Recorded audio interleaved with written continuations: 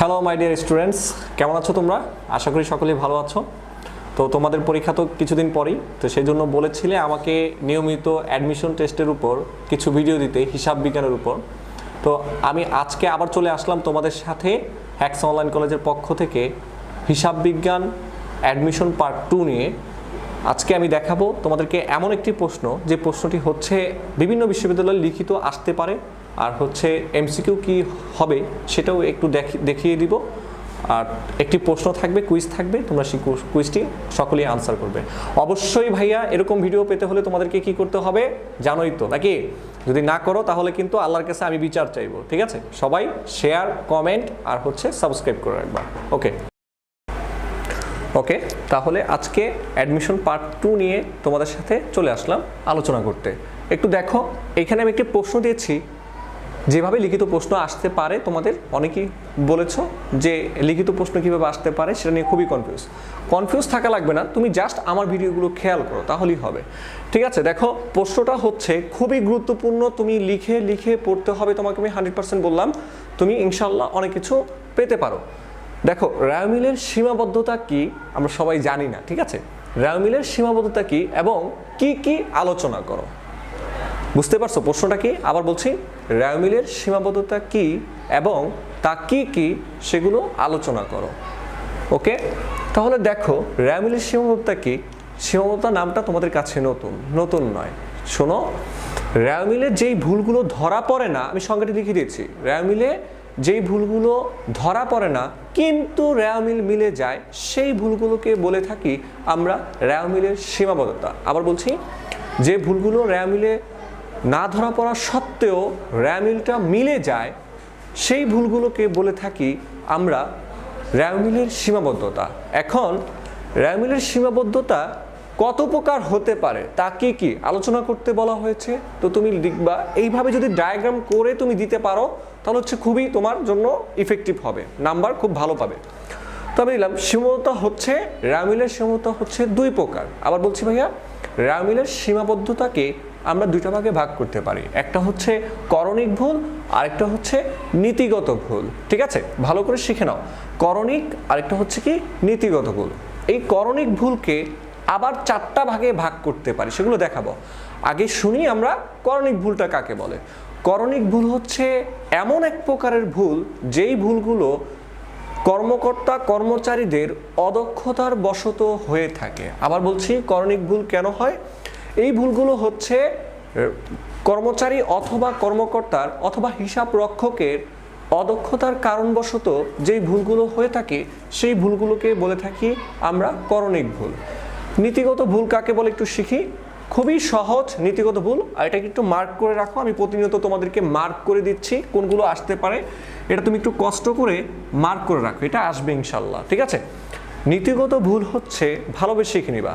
নীতিগত ভুল হচ্ছে এমন এক প্রকারের ভুল, যদি তুমি মুনাফা জাতীয় লেনদেনের জায়গায় মূলধন জাতীয় লেনদেন বসিয়ে দাও, অথবা মূলধন জাতীয় লেনদেনের পাশে মুনাফা জাতীয় লেনদেন বসিয়ে দাও, তাহলে যে ভুলটা হয় সেই ভুলটাকে বলে থাকি আমরা নীতিগত ভুল। অর্থাৎ মুনাফা জাতীয় লেনদেনের স্থানে মূলধন জাতীয় লেনদেনের নাম লেখাটাই হচ্ছে নীতিগত ভুল। ঠিক আছে, আমি উদাহরণের মাধ্যমে দেখাবো। নীতিগত ভুলটা দেখো, উদাহরণের মাধ্যমে দেখাচ্ছি। এই যে জাবেদা, এইখানে কতগুলো দাখিলা দেয়া আছে, আসবাবপত্র ক্রয়, মণিহারি ক্রয়, পণ্যদ্রব্য ক্রয়, আর হচ্ছে কি বেতন প্রদান। তো আসবাবপত্র ক্রয়, আসবাবপত্র হচ্ছে কিন্তু আমার জন্য একটি মূলধন জাতীয় লেনদেন, ঠিক না? তো তুমি কি লিখছো জানো? আমার জাবেদা লেখার কথা ছিল আসবাবপত্র হিসাব ডেবিট, সবাই পারো জানি, আসবাবপত্র হিসাব ডেবিট, নগদান হিসাব ক্রেডিট, এটাই তো সঠিক জাবেদা।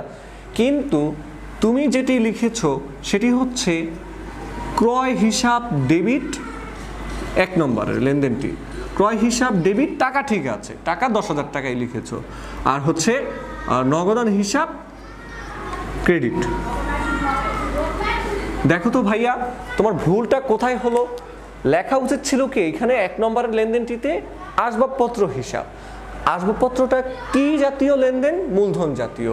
আর শুধু ক্রয় হচ্ছে মুনাফা জাতীয়। তাহলে মূলধন জাতীয় লেনদেনের স্থানে তুমি মুনাফা জাতীয় লেনদেন লিখে ফেললা, তাহলে এটা কি জাতীয় ভুল হলো? নীতিগত ভুল। ঠিক আছে, টাকা কিন্তু আমি 10,000 টাকাই লিখেছি, সেজন্য আমার রেমিল কি হবে? মিলে যাবে। টাকা আমি কত টাকা লিখেছি? ক্রেডিটেও 10,000 টাকা লিখেছি, ডেবিটেও 10,000 টাকাই লিখেছি, সেজন্য কি আমার রেমিল মিলে যাবে। কিন্তু আমি কিন্তু ভুলটি করেছি কোথায়? এই যে নামে ভুল করে ফেলেছি। আসবাবপত্র লেখার কথা ছিল মূলধন জাতীয়, আমি লিখে ফেলেছি শুধুমাত্র ক্রয়, সেজন্য এই ভুলটাকে বলবো আমরা নীতিগত ভুল। ওকে, এবার একটু দেখি নীতিগত ভুল আমরা পারলাম। ঠিক সেমভাবে যদি যন্ত্রপাতি ক্রয়ের জায়গায় তুমি ক্রয় হিসাব ডেবিট লেখো, নগদান হিসাব ক্রেডিট লেখো, তাহলে সেটাও কিন্তু আমার নীতিগত ভুল হবে। আবার মণিহারি ক্রয়, এখন মণিহারি ক্রয়ের জায়গায় তুমি যদি আসবাবপত্র হিসাব ডেবিট, নগদান হিসাব ক্রেডিট লেখো, তাহলে কিন্তু সেটাও নীতিগত ভুল হবে। ওকে, নীতিগত ভুল শেখা গেল। পরে প্রশ্ন ধরছি। এইবার দেখো, করণিক ভুলকে বলেছি আমরা 4টা ভাগে ভাগ করতে পারি। কয়টা ভাগে ভাগ করতে পারি? 4টা ভাগে। 4টা ভাগের মধ্যে প্রথমটা হচ্ছে লিখার ভুল, পরিপূরক ভুল, বেদাখিলার ভুল, বাদ পড়ার ভুল। এই ভুলগুলো কাকে বলে? তাহলে লিখার ভুল হচ্ছে এমন একটা ভুল, যে ভুলটা হচ্ছে তুমি জাস্ট তোমার অকারণবশত তুমি করে থাকো, অথবা না জেনেই করে থাকো। যেমন কি হতে পারে একটু দেখো, এগুলো আমরা ভুল করে থাকি। লিখার ভুলটা দেখো, আমি দেখাচ্ছি। এই যে পণ্যদ্রব্য ক্রয়, 3 নম্বর এন্ট্রির জাবেদাটা আমি একটু করছি। পণ্যদ্রব্য ক্রয়, তুমি জাবেদা লেখা উচিত ছিল কি? ক্রয় হিসাব ডেবিট, নগদান হিসাব ক্রেডিট। তুমি লিখেছো কি ভাইয়া? তুমি লিখেছো পণ্য হিসাব ডেবিট, নগদান হিসাব ক্রেডিট, নগদান হিসাব ক্রেডিট। দেখো এইখানে লেখা উচিত ছিল কি? পণ্য থাকলে আমরা জানি ক্রয় হিসাব লিখতে হয়, কিন্তু তুমি কিন্তু লিখেছো পণ্য হিসাব ডেবিট, নগদান হিসাব ক্রেডিট। টাকা সেমই আছে। টাকা কি আছে? টাকা 2000, হ্যাঁ 2000 টাকা সেমই আছে, ক্রেডিটও 2000। তাহলে রেমিল কিন্তু মিলে যাবে, যেহেতু টাকায় কোনো ভুল লেখনি, তুমি নামে ভুল লিখছো। এটা ছিল আমার পণ্যদ্রব্য অর্থাৎ ক্রয়, পণ্য থাকলে আমরা জানি কি ক্রয় হিসাব লিখতে হয়, কিন্তু তুমি সেখানে লিখছো কি? পণ্য হিসাব, সেজন্য তোমার নামে একটু ভুল হয়ে গেছে। এটা হচ্ছে কি? আমার লিখার ভুল। ঠিক আছে, আশা করি বুঝতে পেরেছো। তারপর দেখো পরিপূরক ভুল। একটি ভুলের দ্বারা, ভালো করে লিখে রাখো, পরিপূরক ভুল কাকে বলে? তোমার তো লিখতে হবে এগুলো। একটি ভুলের দ্বারা যখন আরেকটি ভুল সমান হয়ে যায় বা পূর্ণ হয়ে যায়, সেই ভুলটাকে বলে থাকি আমরা পরিপূরক ভুল। আবার বলছি, একটি ভুল দ্বারা আরেকটি ভুল যদি সমান হয়ে যায় অথবা সঠিক হয়ে যায়, তখন সেই ভুলটাকে বলে থাকি আমরা পরিপূরক ভুল। এখন সেটা কীরকম হতে পারে আমি একটু দেখাচ্ছি তোমাদেরকে।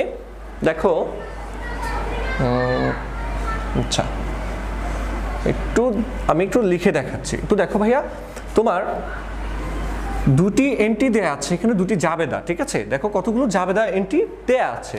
তো তুমি এবার জাবেদা ঠিক লিখছো, সমস্যা নেই। জাবেদা কি করছো? ঠিকই লিখছো। আসবাবপত্র হিসাব ডেবিট, কত টাকা? 10,000 টাকা। আচ্ছা, আর নগদান হিসাব ক্রেডিট, নগদান হিসাব ক্রেডিট হচ্ছে 10,000 টাকা। ডেবিটও 10,000, ক্রেডিটও 10,000 লেখা উচিত ছিল এইভাবে, কিন্তু তুমি এখানে কি করেছো? 10,000 টাকা লিখোনি, তুমি এখানে লিখেছো 9,500 টাকা। কত টাকা লিখেছো ভাইয়া? 9,500 টাকা। এইখানেও 9,500। ঠিক আছে, কিন্তু লেখা উচিত ছিল কত? আমার 10,000। তারপর দ্বিতীয় জাবেদাটি যখন তুমি দিতে গেলে, দ্বিতীয় জাবেদাটা হচ্ছে মণিহারি ক্রয়। তুমি জাবেদা সঠিকই দিচ্ছ, মণিহারি হিসাব ডেবিট, আর হচ্ছে নগদান হিসাব ক্রেডিট। আচ্ছা, কত টাকা? 5,000। কিন্তু তুমি লিখেছো এখানে 5,500 টাকা, ঠিক এখানেও 5,500 টাকা। লেখা উচিত ছিল কত টাকা ভাইয়া? 5,000 টাকা। তাহলে দেখো তো ভাইয়া, তুমি দুইটাই ভুল করলা না? এইখানে লেখা উচিত ছিল 10,000, এইখানে লেখা উচিত ছিল 5,000। এইখানে 500 টাকা কম লিখছো প্রথম জাবেদায়, দ্বিতীয় জাবেদায় 500 টাকা বেশি লিখছো। তাহলে কি আমার যেই লাউ সেই কদু হয়ে গেল, সমান হয়ে গেল। ঠিক আছে, একটা ভুলের দ্বারা আবার আরেকটা ভুল কি সঠিক হয়ে গেছে। এই যে দুইটা ভুল করছো, এখানে 500 টাকা এখানে দিয়ে দাও, কত হয়? 10,000, আর এখানে 5,000, কত হয়? 15,000। তো হইল না আমার 15,000 আগের মতো হয়ে গেল। দেখো 10,000 আর 5,000 কত? 15,000। তো সেম আমি ভুল করেও কিন্তু আমার কত টাকা হলো? সেই একই টাকা হলো, 15,000 টাকা। 15,000 টাকা হয়েছে না ডেবিট আর ক্রেডিটে? দেখো আমার রেমিল কিন্তু মিলে গেল। তাহলে একটা ভুলের দ্বারা আরেকটা ভুল যখন সঠিক হয়ে যায় তখন সেই ভুলটাকে বলে থাকি আমরা পরিপূরক ভুল। আশা করি তুমি এগুলো বুঝতে পেরেছো। তারপর দেখো বেদাখিলার ভুল। বেদাখিলার ভুল কোনটা আমি একটু দেখাচ্ছি। দেখো, যদি আমরা জাবেদা লিখতে চাই, ধরো পণ্য, এই 3 নম্বরের জাবেদা এন্ট্রিটা আমরা দিব। তো তুমি জাবেদা দিচ্ছ কি জানো, এটা লেখা উচিত ছিল কি ক্রয় হিসাব ডেবিট নগদান হিসাব ক্রেডিট, ঠিক না? জাবেদা 3 নম্বর এন্ট্রির। তো তুমি লিখেছো নগদান হিসাব ডেবিট, হিসাব ডেবিট, টাকা ঠিক আছে, টাকা সঠিক লিখেছো। আর হচ্ছে ক্রয় হিসাব ক্রেডিট কত টাকা, 2000 টাকায়, ঠিক আছে? একটু দেখো তো ভাইয়া, আমার উচিত ছিল ক্রয় হিসাব ডেবিট আর নগদান হিসাব ক্রেডিট, কিন্তু তুমি উল্টিয়ে দিয়েছো না। এই যে উল্টায়া পাল্টায়া দাখিলাগুলোকে লিখলে যেই দাখিলার ভুল হয় সেটাকে বলে থাকি আমরা বেদাখিলার ভুল, ঠিক আছে? তাহলে এটাও বুঝতে পেরেছো। এখন বাদ পড়ার ভুল কি, এটা হচ্ছে একদম সহজ। বাদ পড়ার ভুল হচ্ছে এমন এক প্রকার ভুল যে এন্ট্রিটা তুমি একদমই জাবেদায় উঠাওনি। দেখো, আমি তিনটা এন্ট্রির জাবেদা দিলাম, 1 2 3, কিন্তু এটা ভুলবশত এই লেনদেনটা আমি কি করিনি, আমার জাবেদা দাখিলায় উঠাইনি, একদম জাবেদাই দিইনি এটার।